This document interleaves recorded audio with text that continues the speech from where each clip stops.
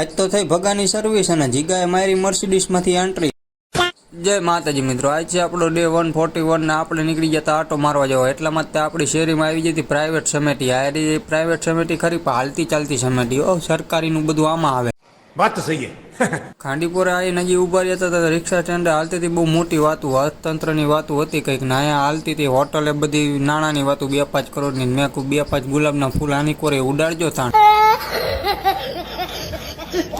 નાણાંની વાત હાલે તા તો અર્જુનિયાએ આપી દીધા આપણને ભરતું પરચુરણ. મેં કહું કંઈક મોટી નોટ છે કે મોટી નોટ બોટ ન હોય અહીંયા. પછી અહીંયા અંદર આવ્યા હતા તો જીગાએ મર્સિડીઝ પેઢીમાંથી એન્ટ્રી મારી દીધી. સીધો જ લીવર. મેં કહું બ્રેક ફેલ.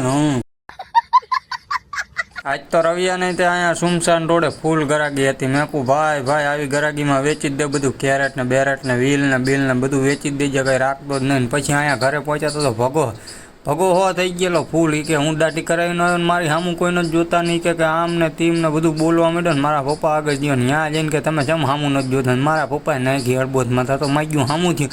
આને કીધું ઉપાડો નાખો ભોગાવામાં કટું બાંધીને.